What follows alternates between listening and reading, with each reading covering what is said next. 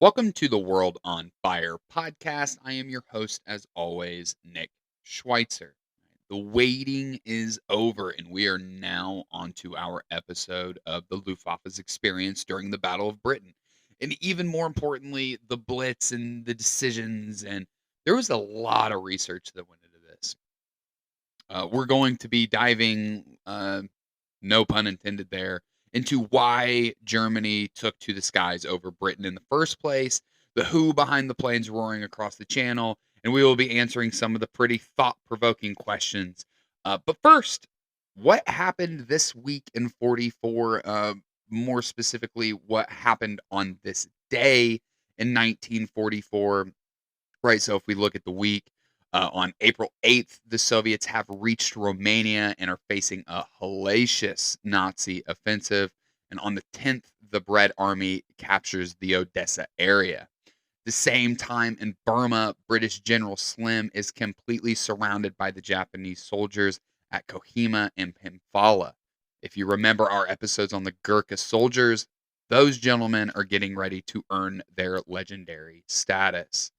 In the same day, April 11th, the British RAF obliterates Gestapo registry buildings in Holland. And on this date, April 12th, the Germans officially begin their evacuation of Crimea, where 67,000 German and Romanian troops would successfully flee under relenting bombardment from the Soviets. We are officially entering the last year of the war. 80 years ago, the tides of the war had changed, and the once mighty Nazi war machine was crippled beyond restoration. It would be a matter of time before their limping army would be in a two front war, only to be slaughtered.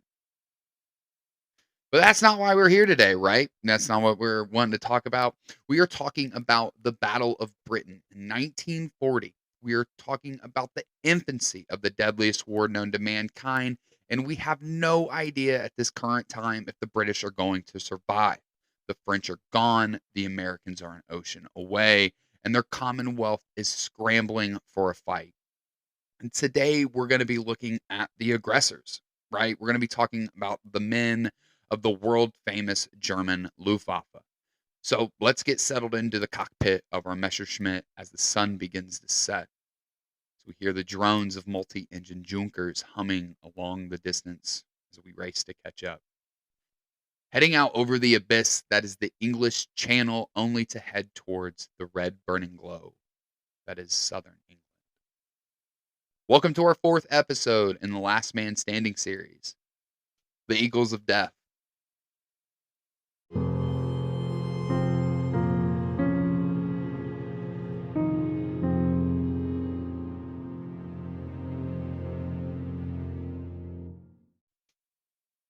Let's go ahead and just get the question out of the way, and it's why?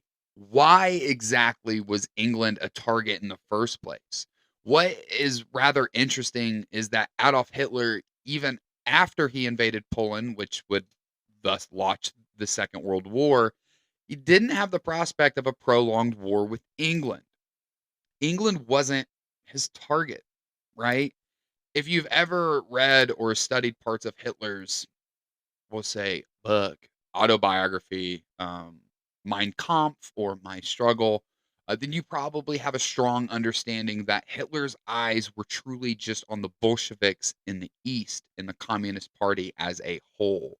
We're going to go into this part much deeper later in a different series. But if you're unaware, a super fast and dirty way to put it is that Adolf Hitler blamed the Communist Party because the Communist Party was led by the Bolsheviks.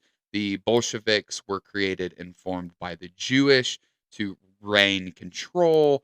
The Jews, in turn, are public enemy of all Germany because they were the reason behind World War One, and World War One caused the Treaty of Versailles. Versailles crippled the German Empire and their economy. Now we see how it all comes full circle. So, right now we have a good, true understanding that this book was written well before the war, before the rise of Nazi Germany. We see who Adolf Hitler's true enemy is in the first place. So where exactly does England come into play in any of this? Well, to be frank, right, Operation Sea Lion, which at this point has not been proposed yet, but is the proposal to invade the United Kingdom wasn't even a consideration until in the latter parts of the Battle of France. Funny enough, the first mention of the operation wouldn't even happen until roughly May of 1940, and the only reason it is formulated is because Britain told Hitler to go straight to hell when they asked him for a negotiated peace between the two powers, and that rather made Hitler irate, right? You've got to understand at this point, he truly has not been stopped. This is the first roadblock he's really faced. Poland fell incredibly quickly. France fell incredibly quickly. Everyone around them is falling so fast they can't even keep their heads on straight. And England is like, nope, we're going to keep going. We're going to keep fighting. So this obviously irritate and the whole time, as we're gonna learn, Hitler's whole goal is to get England to get to this negotiated peace. It's not to beat them into submission. This is not a war of annihilation. As we're gonna learn, that is not Hitler's objective. It's not the Luftwaffe's objective towards the British. It's to get them to a point to where they will surrender. All right. So I always hear people say, well, they just wanted to defeat the British. No, not really. It wasn't his enemy or it wasn't his. So it wasn't his number one on his list. It was on the list, but that wasn't who his enemy was. Anyway, now if there's anything that you do remember from the previous episodes, thankfully for Hitler and his wonderful rage, he has actual military leaders to rely on for certain strategic operations and opinions. I say opinions because Hitler has a belief that his own people, his own leaders were foolish, and he would be a grand designer of how the Thousand-Year Reich would actually succeed. We're going to do a massive series over Hitler, and we're going to learn that some of the generals found it comical that Adolf felt that he had military planning capabilities. While, yes, Adolf Hitler did serve in the First World War, he was a messenger. So, all things considered, he really didn't do a whole lot. He definitely wasn't making battle plans. So, anywho, back to the story. Right as we stated in the previous episodes, the Kriegsmarine, which is the German Navy, had taken a hell of a beating in Norway, and they were in no way, shape, or form ready to be taking on one of the greatest floating navies in the history of military power. And without naval support, it makes an amphibious invasion pretty damn hard, if not impossible. On top of that, while yes, the Germans do have Fallschirmjägers, which is a paratrooper, it still is an incredibly fresh idea to warfare, and to launch an all-out invasion against England using just this method would be disastrous. Why? The RAF. At the time, when the Luftwaffe is coming up, if you remember in previous episodes, right, as the Luftwaffe's creation in the early 1930s, the British Royal Air Force at the time is the world's premier air force. That inlays the problem, right? How are you supposed to invade and take on the British powers if your navy is crippled and the Air Force squanders any chance of dropping troops in? So it's clear. You have to clear the air first. This isn't just you've got to clear the air. Air superiority is going to reign supreme in this war. With that, Adolf Hitler turns to one of his closest confidants and ultimately the Reichsmarshal of the Luftwaffe, Hermann Goring.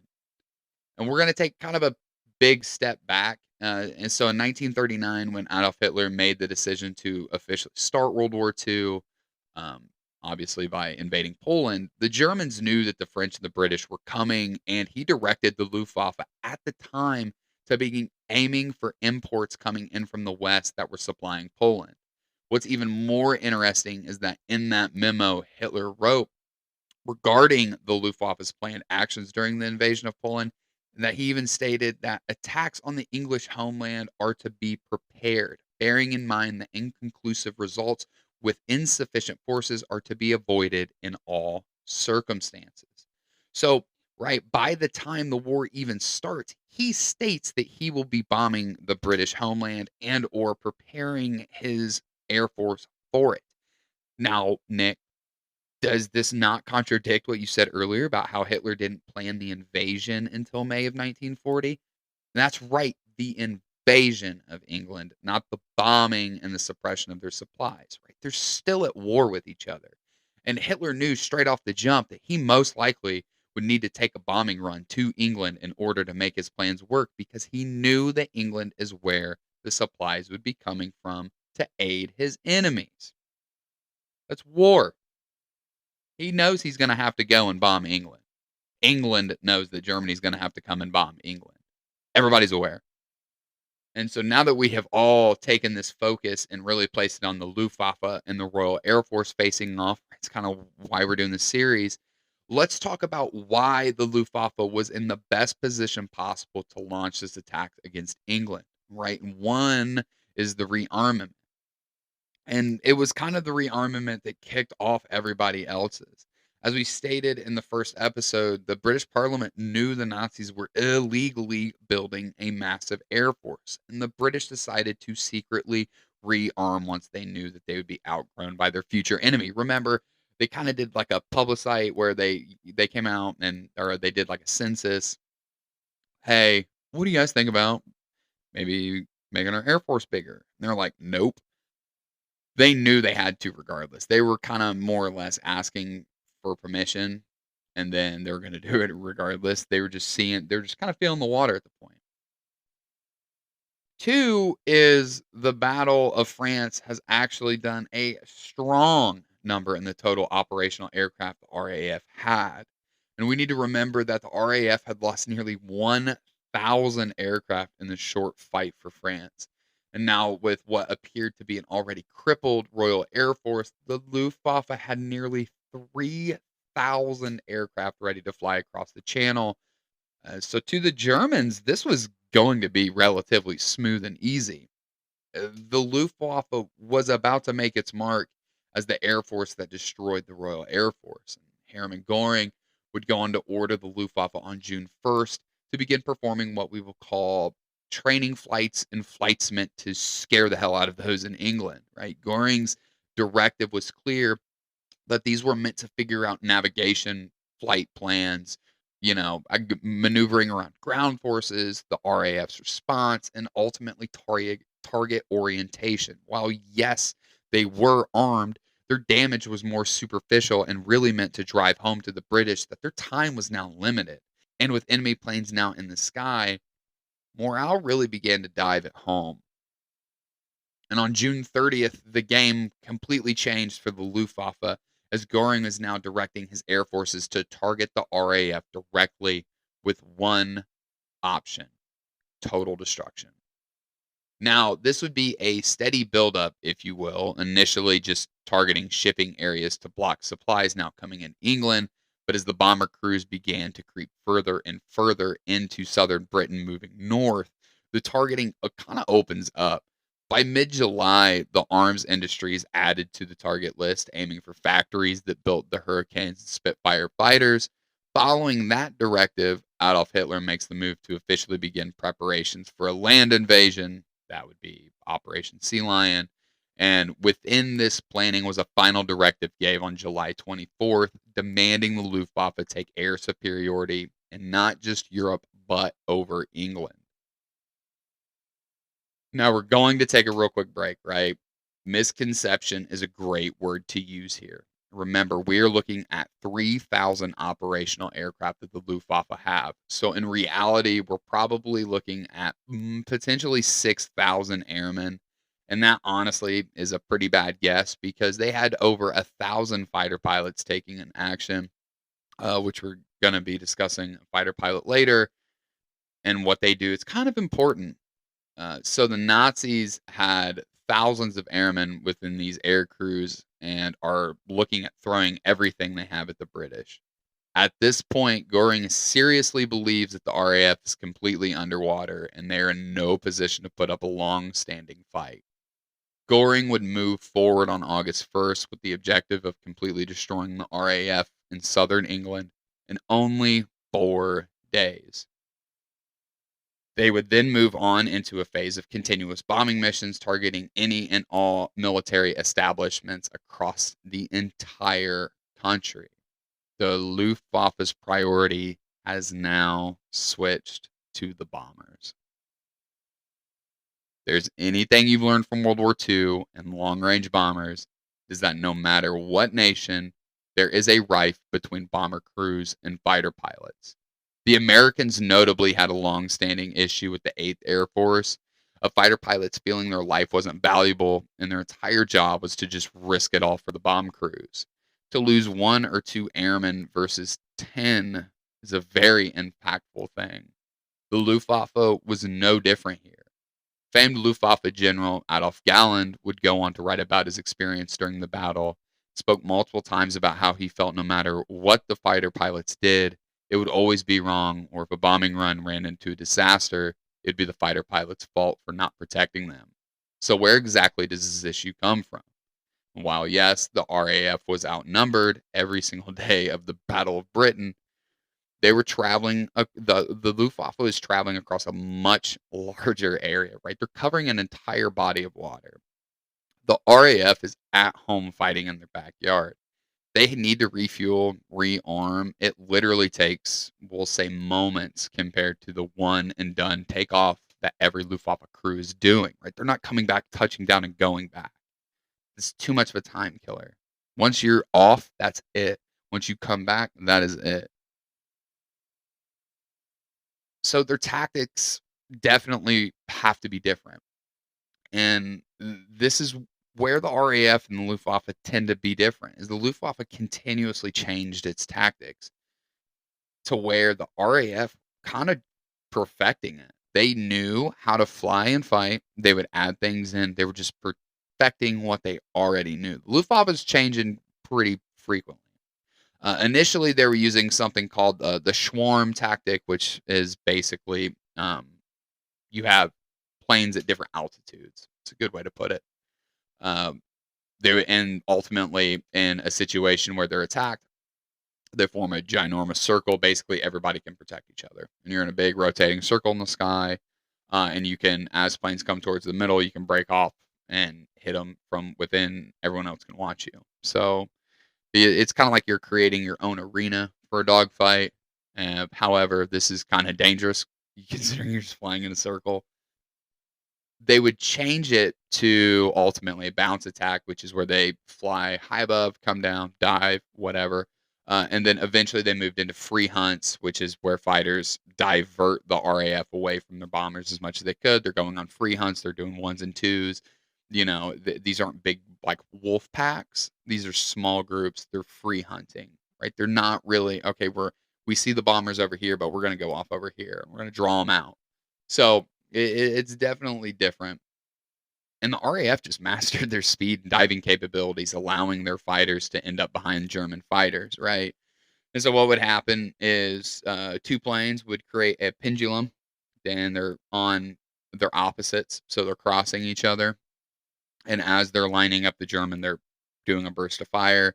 It basically creates a constant blow of fire. You shoot the plane down, right? They are perfecting this. But Goring does something that was somewhat of a shock. The RAF never peeled away to fight these fighters. They wanted the bombers, right? So Goring directed that the fighters were to fly as close as possible to the bombers to take the heat. So now you have fighter pilots who are just layers of protection from the RAF, and their pilots would pay dearly for it.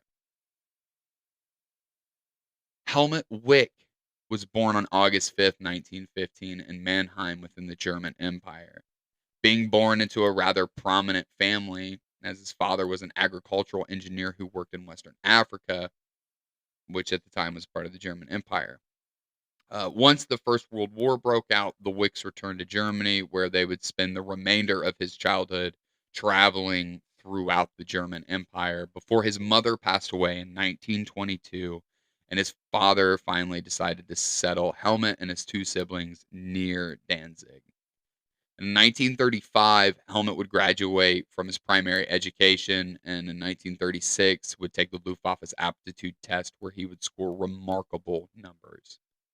He would be selected to join the Luftwaffe as a trainee pilot where he would excel through his training, except for when he failed his third phase, but was granted a second shot a year later and would immediately pass on that go.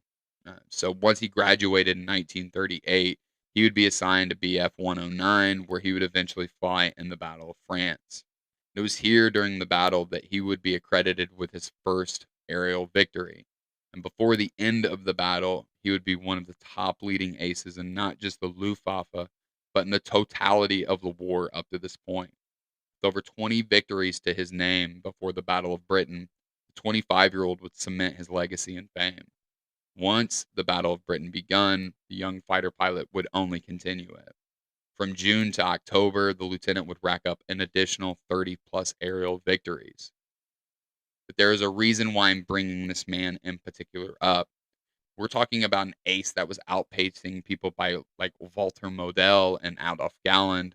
But remember how I said the Luftwaffe began peeling back their fighters' aggressiveness? They wanted the bombers to take precedence. Well, it's reasons like this that on November 28th, 1940, on a mission coming back from England, the British RAF jumped on the bombers escorting tight formation fighters. Both Wick and his wingmen were shot down over the channel and killing them both. With 56 aerial victories to his name at the time of Wick's death, he was the leading ace in the Luftwaffe for all of World War II. And since we're on the topic of changing strategies, it brings me to my next point is how exactly the Luftwaffe became so battle hardened in the first place, right? If you remember, the Luftwaffe was fighting in Spain well before anyone else was during the Spanish Civil War. In Poland, the Stuka dive bombers had become a terror as waves of infantry would be supported by waves of these dive bombers. Dive bombers, right? That's the key point. Former famed, World War I ace Ernst Udet had a massive push for all planes to be dive bombers, insinuating that they were more valuable than any fighters for the future. There's a problem, right? Stuka dive bombers cannot make the trek across the English Channel and back, nor are they fast enough to not be considered a total target in the sky. So by 1940, the Luftwaffe elected to rather build a heavy and slow bomber that could go the long range. That's the HE 111. Right? Granted, it was a good bomber, but due to its lack of protection, it would ultimately rely heavily on these fighters who were supporting them. Let's think about this. Was the Luftwaffe truly as prepared as they thought they were? Their air force had to be comprised, trained, and executed for close air support for ground units.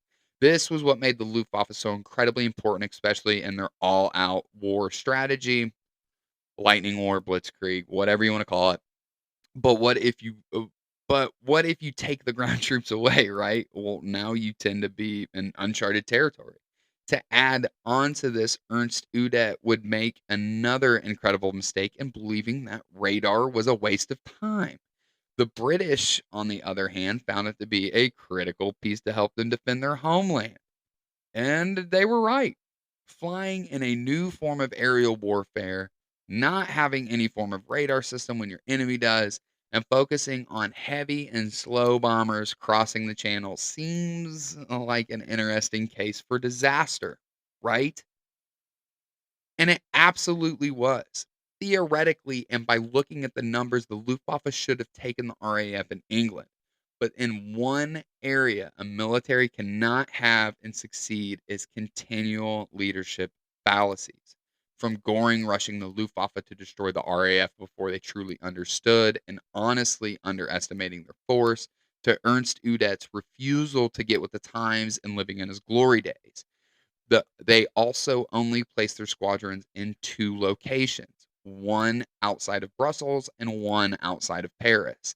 Instead of multiple angles of attacks and constantly flying from different airfields, they chose to constantly fly from 2 airfields. So by August, Goering was so confident that the RAF was up against the ropes that he reported the British had only 400 fighters remaining. And this was total bullshit and wildly inaccurate. And the reality was the RAF had basically double that. Beyond that, on August 13th, Goring would claim the day as Adlertag, or Eagle Day, the launch of over 1,300 sorties over England in one single day. And this wouldn't be the only time. Literally 2 days later, he would launch a quote unquote max effort attack with nearly 2,100 sorties taking place to cover up a total and absolute waste of his resources. Goring and the Luftwaffe would come out to state that they had downed 99 RAF fighters.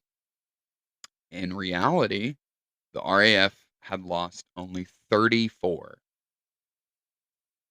The Luftwaffe, on the other hand, lost 75, right? So now we are lying.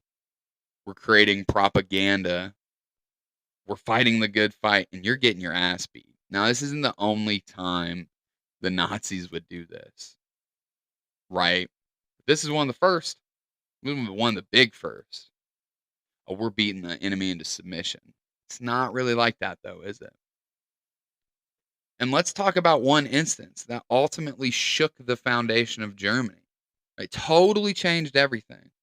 So, as we've stated, bombing the Americans were the ones doing daylight bombing runs. So, unless we specifically state it's a daylight bombing run and it's not the Americans, it's at night.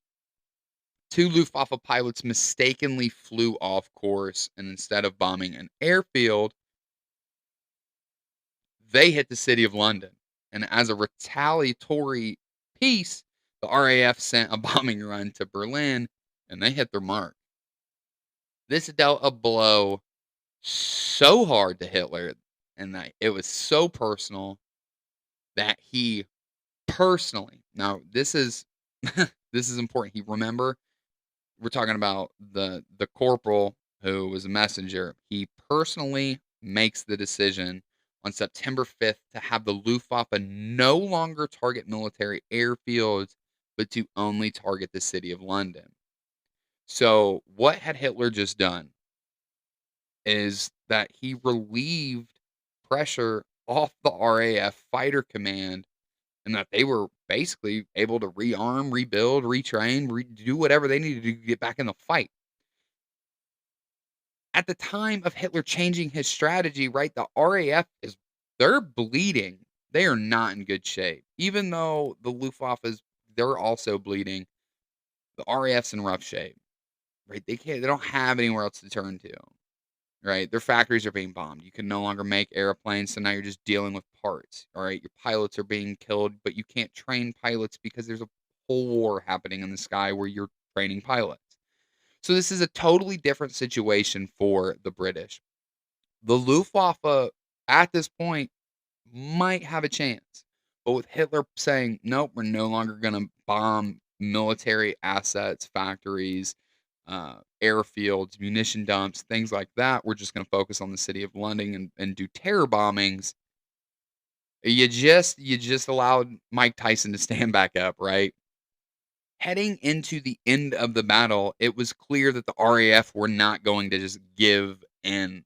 The Luftwaffe has been crippled by the decisions of their leaders, holding their fighter squadrons down and not allowing them to fight in the manner that they're trained and designed for, ultimately proved to be fatal for them. On September 15th, only 10 days after Hitler made the directive towards London, he launched an all out aerial attack with 400 bombers being escorted by 700 fighters in broad daylight. The RAF's 11th group, who is the ones protecting London at the time, throw every single possible human being they can into a plane, get them in the skies over London. And they meet the Germans head on, right? The RAF would only lose 28 in the ensuing battle. Luftwaffe would lose 56. It was clear to the Luftwaffe at this point that this is no longer going to work. And 2 days after this loss, Hitler would park the idea of Operation Sea Lion. From July to an October, the Luftwaffe would be handed a hellish blow. 1,887 aircraft would be lost, with nearly 700 of them being fighters. While the Battle of Britain would prove to be the first true blow to the Nazi war machine, and especially to the famed Luftwaffe, they would turn their heads to the east, to the real enemy. And while I will not go over it in this episode, the Luftwaffe's performance against the Soviet Air Force held up to what Göring said it would be. It's like shooting clay pigeons. So let me finish this off and ask a question. Did the Luftwaffe fail the Germans, or did the Nazi high command and the Luftwaffe's leadership fail the Luftwaffe? So it all come to a head years later in what is now known as the fighter pilot mutiny, when men, including Galland, would go against Göring and the Luftwaffe. The failure of attention to the fighters is exactly why their numbers were constantly worse, why their morale dropped, and ultimately, in my opinion, why the RAF was able to win in the skies over England. Adam Marcos did a book, not directly over the Battle of Britain, but he ended up writing a book called A Higher Calling. I highly suggest you read it. It talks about a pilot that flew and was very close with Galland. I flew in North Africa with him. He flew ultimately in his last squadron. He's flying jet. Anyway, go read the book. They talk about this fighter pilot mutiny, and they talk about the decision and all of these guys coming together. And it's really unique because when you read this book, you kind of understand that fighter pilots kind of had a different, I guess we'll say, book of rules. Not in a sense, they had their own rules. For prime example, if anyone's ever heard of the story of the German general who said that if he ever saw one of his men shooting a downed airman parachuting to the ground, right? If they came through and strafed his chute, the German general said, "I'll kill you myself." That was Adolf Galland, right? So these guys are not really living and fighting for the Nazi war machine, right? So it's different. I go read the book. It'll make a lot more sense. I'm not doing it any justice. Go read the book. I hope you've all enjoyed this episode, right? As I was going through the translations and the maps, I realized it was more important to focus on the why the Luftwaffe failed here, why they lost this battle. It was their leadership and their failure to respond accordingly. In our next episode, we're going to be wrapping all of this up, this great series that we've done, and at the end of the battle and what it brought about. How far did it catapult the remainder of the war? Thank you all so much for tuning in this week, and I apologize that there was a break here. It was critical for me to make this episode switch because the depth of the errors that these leaders had made and how much each one connected to another. Make sure you leave us a rating and a review no matter where you listen. Make sure you follow us on all socials, including TikTok and YouTube. I hope all of you are having a great start to your spring, and I will talk to you in 2 weeks.